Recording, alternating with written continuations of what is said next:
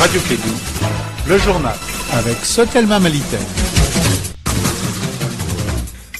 Bonsoir à tous, bienvenue dans ce journal. Au sommaire de l'actualité, les États-Unis d'Amérique n'ont pas paraphé le document d'accord pour la paix et la réconciliation au Mali. L'information a été donnée au cours d'une rencontre entre le ministre des Affaires étrangères et les diplomates accrédités au Mali. Kassim Traoré nous en dira plus. Orange Mali SA, sponsor officiel de la FEMAFOOT, a offert ce matin un chèque de 25 millions de francs CFA aux champions d'Afrique cadet pour prime de qualification à la Coupe du Monde. Championnat d'Afrique des moins de 20 ans, les Anglons se préparent pour la phase finale qui démarre le dimanche prochain au Sénégal. Voici pour vous les titres.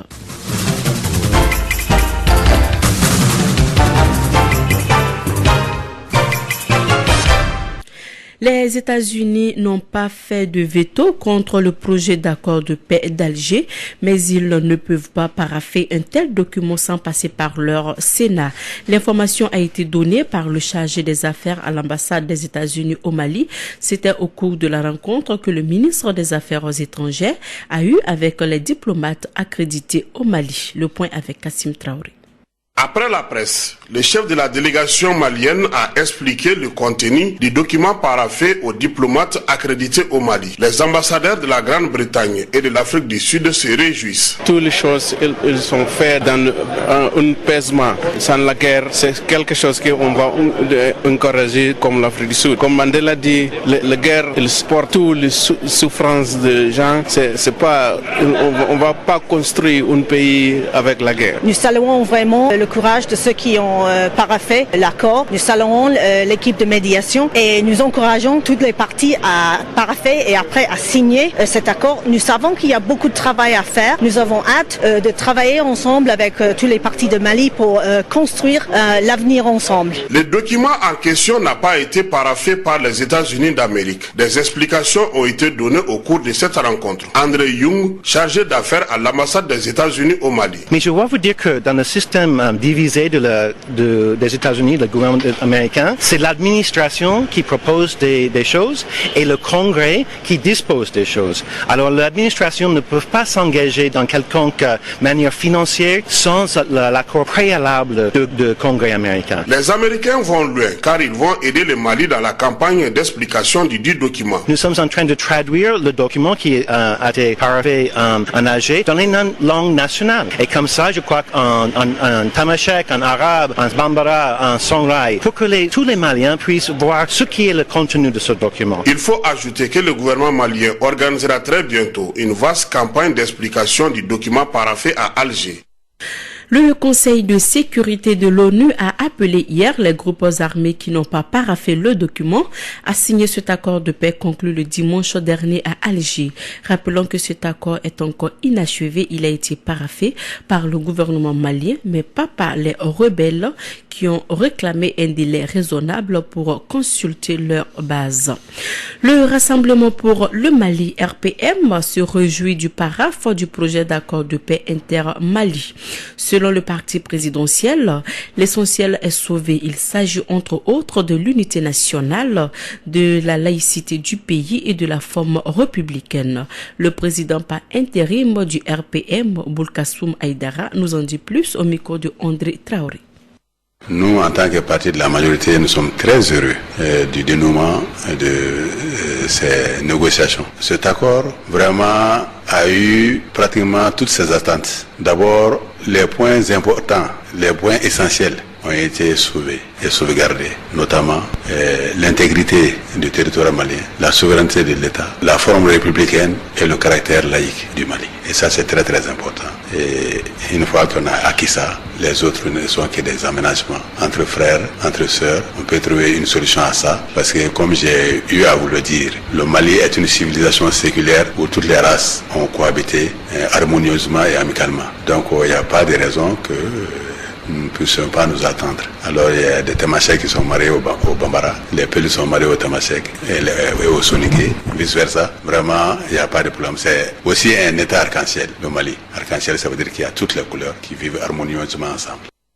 Cet avis n'est pas partagé par la Convention nationale pour une Afrique solidaire, Senas Fassohere, qui rejette le dit projet d'accord. Selon le parti de l'ex-premier ministre Dr Zoumana Sakor, ce projet d'accord viole la constitution malienne et prépare la répartition du Mali. Le secrétaire à l'organisation de la Senas Fassohere, Bakary Camara, nous donne des précisions au micro de André Traoré.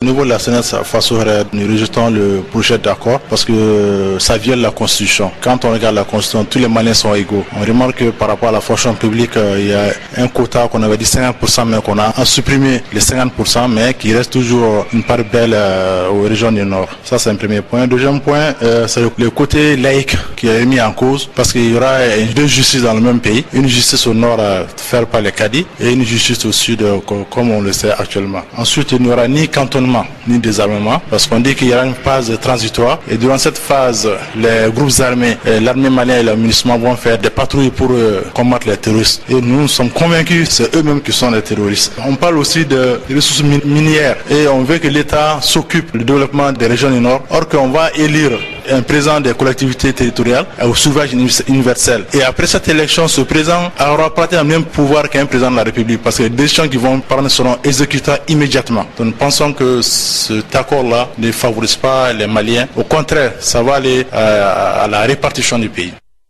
Sur un autre plan, dans le cadre de l'atteinte de ces objectifs, la coordination pour le développement de la région du Sikasso est en campagne d'information et de sensibilisation des populations. L'association est soucieuse, entre autres, de la création d'une université à Sikasso et ambitionne de faire le curage des cours d'eau de la ville, dans la ville. Le président de la coordination, Abdoulaye Koulibaly, nous en dit plus au micro de Zoumana Traoré. Nous nous sommes fixés 3 objectifs bien précis. Faire en sorte que l'université régionale de Sikasso soit créée, poser le problème des cours d'eau de Sikasso en vue qu'ils soient curés et que les berges soient entretenues à l'image de Ouéanko de Bamako. Poser le problème, sinon récupérer les espaces verts de Sikasso, les équipements et les places publiques. C'est-à-dire, à Sikasso, il n'y a pas d'espace vert, il n'y a pas d'équipement, il n'y a pas de place publique. Les espaces verts dans une localité ont une très grande importance. L'homme respire par les poumons. Les poumons d'une localité, ce sont les espaces verts. L'utilité, ça ne se pose pas. L'équipement, quand il y a lotissement, il y a des places prévues pour les espaces verts, il y a des places prévues pour l'équipement. Mais nous n'avons pas le droit de confondre les espaces verts et les équipements. Si on doit parler de difficultés, ces difficultés ont des hauteurs de collines, de montagnes. Je disais tout à l'heure qu'il n'y a pas d'espace vert, il n'y a pas d'équipement. Ceux qui les ont utilisés seront devant nous pour nous créer des problèmes, pour nous créer des difficultés. Et effectivement, notre parcours a été jalonné de difficultés. Parce que dès le départ, nous n'avons pas travaillé à l'insu des autorités. Parce que le respect d'un projet dépend du courant qui passe entre l'administration et l'association. Dès le départ, nous avons informé l'administration. Chaque courrier que nous établit, l'administration en envoie une appellation à l'administration. On consulte l'administration. Ils ont donné à peu près 3000 signatures. Ça veut dire que la population adhère au projet d'université, d'espace vert et des cours d'eau. Parlons santé, prévention des accidents caustiques de la mère et l'enfant et la protection de l'environnement au Mali. C'est le thème d'une table ronde organisée ce matin à l'hôpital du Mali par la Société de chirurgie thoracique et cardiovasculaire et l'hôpital du Mali. Selon cette société de chirurgie, 80% des cas d'accidents caustiques sont causés par les activités génératrices de revenus des femmes, à savoir les teinturières et celles qui s'adonnent à la savonnerie. Le point avec Fanta Adiakiti. Cette table ronde, le deuxième du genre, est organisée pour identifier les axes de prévention qui sont entre autres la sensibilisation de la population en vue d'une amélioration de la prise en charge des malades, assurer la formation du personnel soignant par des moyens logistiques nécessaires. Selon le directeur général de l'hôpital du Mali, les premières victimes de ces produits caustiques sont les enfants. Dr Mamadou Kane. Ainsi, de l'approche purement médicale, nous nous situerons dans une vision disciplinaire conforme à l'approche de santé publique et à la multidimensionnalité de l'enfant. Étant donné qu'on sait tous que prendre un enfant en charge, c'est prendre une mère, un père, souvent des frères et des sœurs, et ce toujours dans un contexte social et culturel que l'on ne saurait ignorer. Au Mali, vu les dégâts causés par l'utilisation des produits corrosifs dans certaines activités génératrices de revenus des femmes, il est nécessaire d'organiser ce genre d'espace d'échange. Professeur Sadjoyena Traoré, chef du service de la chirurgie thoracique et cardiovasculaire à l'hôpital du Mali. C'est d'abord de créer un réseau entre les acteurs qui interviennent dans la gestion des produits chimiques. Deux, pour que ces acteurs puissent réfléchir et trouver des solutions pour prévenir les accidents de la mère, de l'enfant et la pollution de l'environnement liée à ces produits chimiques. Trois, de déterminer les moyens qui vont nous permettre à atteindre cet objectif. La prise en charge des cas d'accidents caustiques est subventionnée par l'hôpital du Mali. Cependant, les parents peuvent mettre 300 à 400 000 francs CFA dans le traitement. Le professeur Sadjoyena Traoré, chef de service de la chirurgie thoracique et cardiovasculaire à l'hôpital du Mali, nous fait l'état des lieux de la consommation des produits caustiques par les enfants. Il est au micro de Fanta Adjakiti. L'état des lieux n'est pas réjouissant parce que le gros problème, c'est que les utilisateurs des produits ne connaissent pas les dangers liés aux produits. Et ça, c'est extraordinaire. J'ai eu la chance de discuter de cette question avec les acteurs des autres pays, notamment des pays développés. Ils sont tous étonnés de voir que ces produits sont encore en vente libre en Afrique. De voir encore que ces produits sont encore dans nos maisons. Ils sont étonnés, ils n'arrivent pas à comprendre. Et nous, on les rencontre partout. Et là, c'est ça la méconnaissance. Et ça qui est grave. Pour moi, l'ampleur est méconnue des autorités politiques, est méconnue des autorités administratives, elle est méconnue même de nous, la population. Donc, c'est très grave. Et disposez-vous des moyens de traitement de cette pathologie? Et si oui, quel est le plus utilisé? Actuellement, c'est des maladies qui sont multiples. Plusieurs spécialistes interviennent. Pour ce qui concerne le chirurgien thoracique et cardiovasculaire que je suis, nous intervenons principalement sur le tube digestif, l'ésophage. Et là, la première méthode qu'on utilise est la dilatation des rétrécissements provoqués par ces produits. Dans 80%, ça marche. Les 20%, on utilise la chirurgie lourde pour remplacer les organes. Et c'est ce qu'on appelle l'ésophagoplastie. Et là, ça marche dans 60-70%. Les 30% qui nous restent sont des patients qu'on regarde. J'avoue sincèrement qu'on en pleure parfois.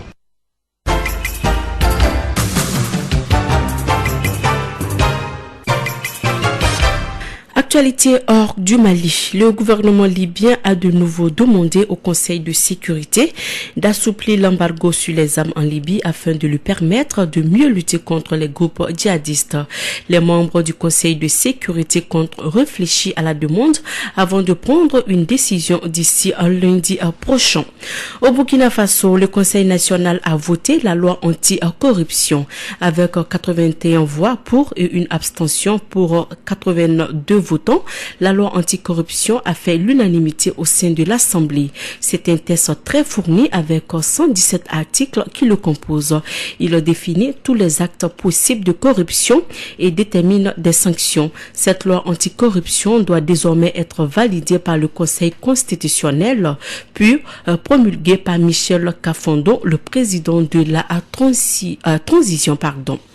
L'Organisation mondiale de la santé OMS a annoncé dans son dernier bilan publié hier soir que pour la première fois depuis mai 2014, aucun nouveau cas d'Ebola n'a été enregistré au Libéria la semaine dernière, tandis qu'en Guinée et la Sierra Leone, 132 nouveaux cas ont été confirmés la semaine dernière. À Madagascar, la saison des intempéries se poursuit sur la grande île après l'épisode de la tempête Chetza en janvier dernier. Depuis début mars, de fortes précipitations provoquent des inondations et glissements de terrain avec un bilan provisoire de 19 morts et 60 000 sinistrés.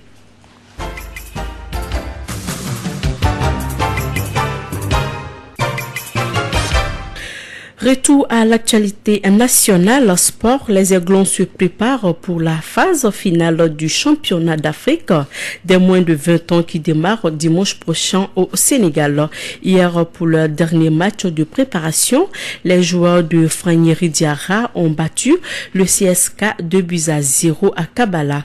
Le ministre des Sports Ousseini Amion-Guindo et les membres de la fédération ont assisté à ce dernier test. Écoutons Abeda Agsedou, le président de la commission jeune de la FEMAFOOT.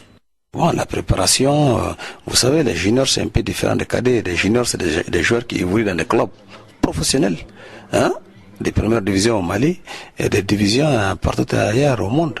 Est-ce que vous voyez? Donc c'est des enfants qui sont en jambes, qui compétissent. Et la préparation pour nous, elle a commencé depuis les jours de la qualification, depuis fin août.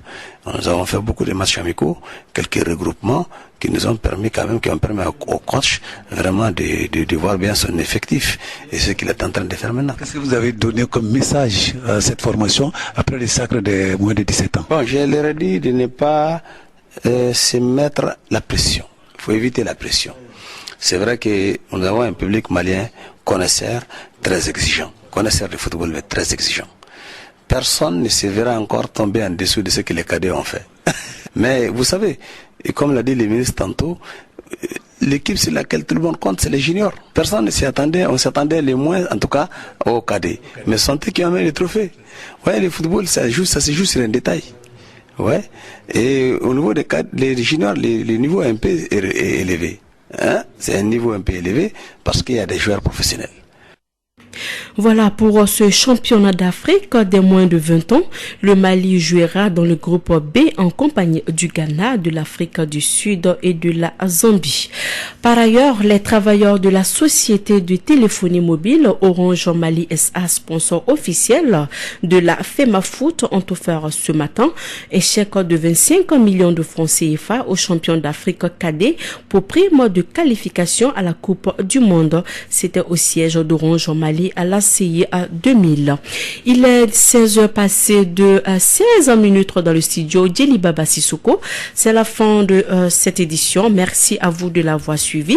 Présentation Mariam Kouyaté, partie technique Abou Touré. Merci pour votre attention. Dans un instant, votre émission Allo Clédou avec Yelimadi Konaté. Bonsoir.